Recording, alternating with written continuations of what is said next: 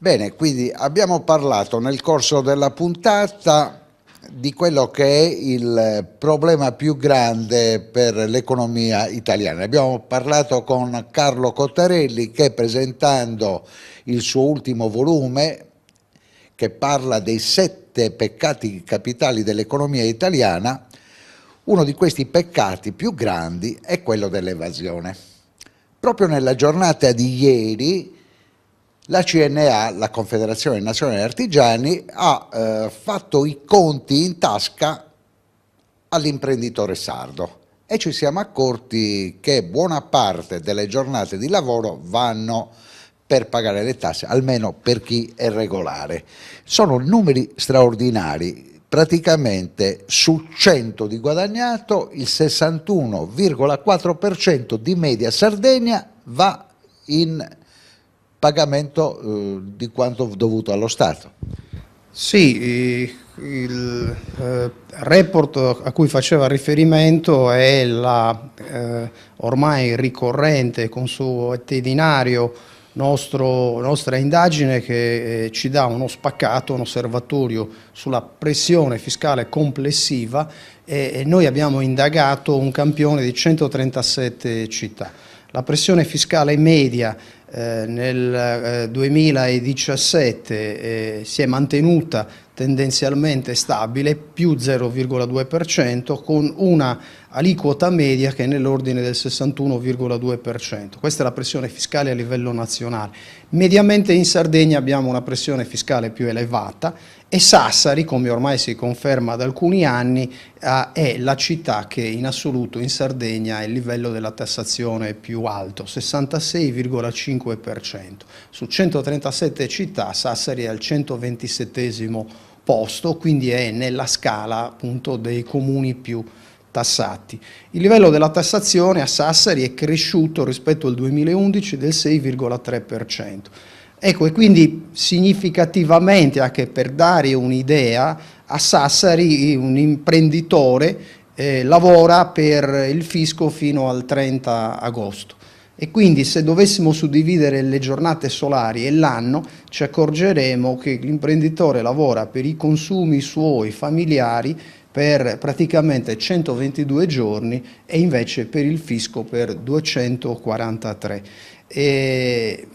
Il dato significativo è che su un'azienda media, noi abbiamo svolto questa simulazione su un'impresa di 5 dipendenti nel settore della manifattura con ricavi di 450.000 euro e con un reddito d'impresa pari a 50.000 euro. In tasca all'imprenditore a Sassari rimangono 16.754 euro. E poi a scalare ovviamente abbiamo una pressione fiscale che rimane eccezionalmente alta, Olbia al 63,8, Cagliari, poi Nuoro è la città che fra le più importanti in Sardegna a livello della tassazione più bassa sono Iglesias e poi ancora Carbonia dove siamo al 55,8%. Quindi un livello che è eccezionalmente alto e che finisce inevitabilmente per decurtare il reddito a disposizione dell'imprenditore, quindi 450.000 euro di ricavi, il reddito 50.000,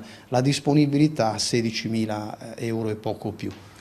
Voi avete avuto anche un incontro con la commissione speciale istituita in Consiglio regionale, di cui è al vertice Roberto De Riu, che è l'ospite in chiusura di questa puntata.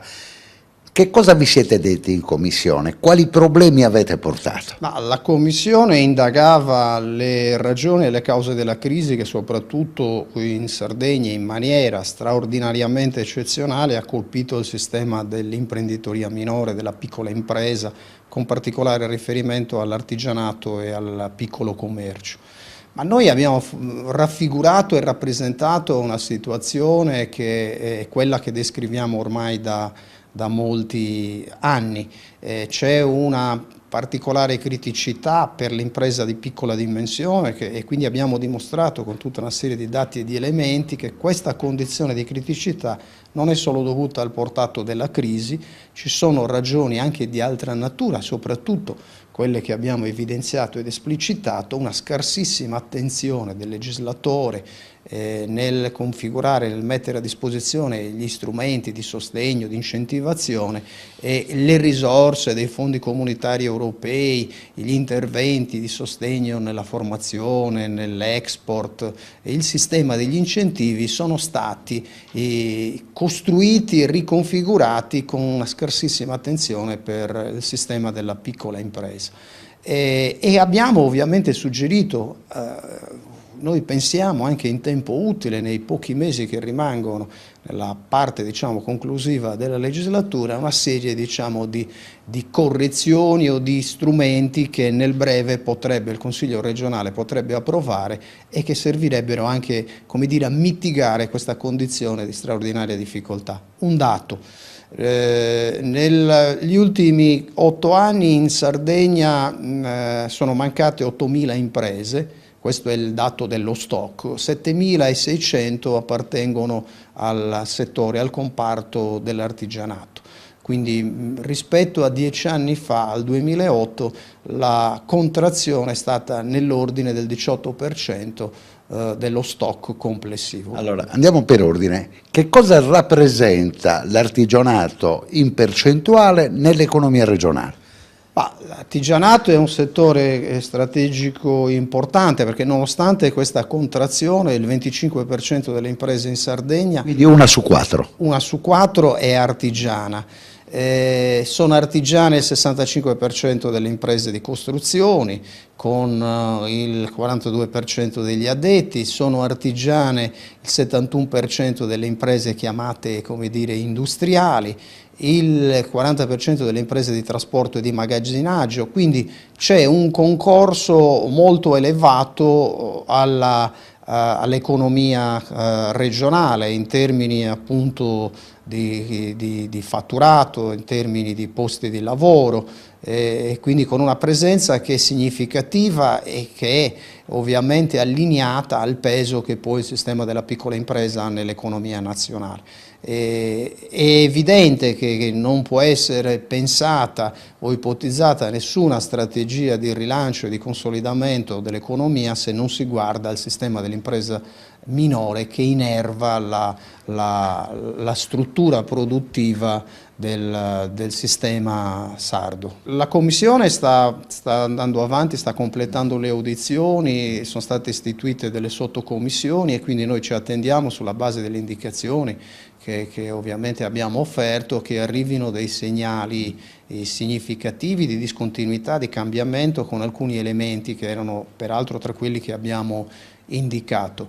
Non credo che in ogni caso si rimetta in pista, come dire, la legge 51. Per la verità questo non è neanche necessario, perché gli elementi di correzione che noi abbiamo indicato dentro il quadro degli strumenti che sono stati pensati in materia di incentivi, a nostro avviso potrebbero consentire al sistema delle piccole imprese di utilizzare bene gli incentivi, se ovviamente modificati in un segno e con una modalità che li renda fruibili alle imprese artigiane. Non è un problema di terminologia, la possiamo chiamare come vogliamo, l'importante è poi ovviamente guardare al sodo e quindi ai risultati e fare in modo ovviamente che le risorse disponibili possano essere spese bene e in fretta, perché l'esperienza degli incentivi, bandi T1 e T2 ci dicono onestamente che quella è una modalità fallimentare.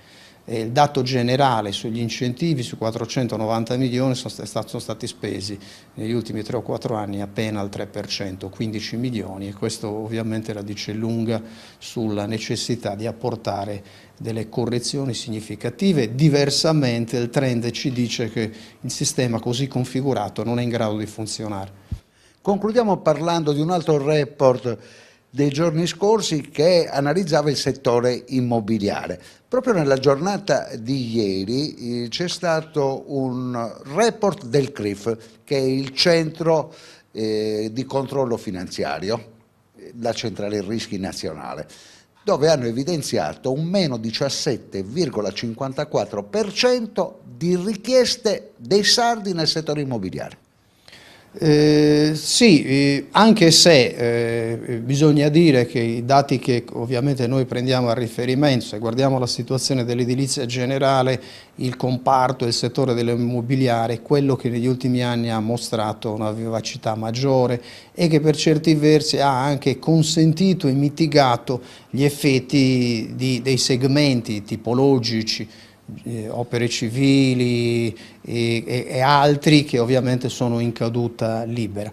Quindi per quanto riguarda l'immobiliare, certo il report, noi ovviamente siamo ancora lontani ai dati del 2007 da un punto di vista delle costruzioni e anche delle compravendite, meno 35%, però questo è un mercato che ha dimostrato vivacità e nell'ultimo triennio anche una crescita considerevole rispetto ai dati del periodo, diciamo, più basso. Ma perché non si riesce a vendere il nuovo? Ma ovviamente perché c'è un grande invenduto. Nel nostro report, per esempio, diciamo che negli ultimi 18 anni sullo stock complessivo è passato di mano il 29%. Nelle regioni più evolute, dove il mercato è più vivace, la domanda è più forte, siamo nell'ordine del 50% e anche del 40%. C'è un grande invenduto e soprattutto c'è un dato, diciamo, generale che riguarda il sistema del mercato immobiliare, che ha una sua domanda molto forte nelle città e nei comuni costieri. Poi abbiamo ovviamente parti che sono assolutamente in sofferenza e riguarda, diciamo, i comuni dell'interno. Da segnalare che poi questo è un mercato che è strettamente collegato al mercato del credito, che in parte si è ripreso, come dicono i nostri dati, per i finanziamenti all'acquisto. Quindi anche i dati del primo trimestre c'è una crescita che supera il 20%. La nota dolente riguarda i finanziamenti per la costruzione, ovviamente non c'è mercato e lì siamo a livelli di contrazione fortissima, anche se per esempio nel primo trimestre del 2008 abbiamo un 3,7% rispetto all'anno scorso, ma ovviamente partiamo da basi molto basse e quindi gli elementi, diciamo, di crescita sono davvero molto ma molto deboli.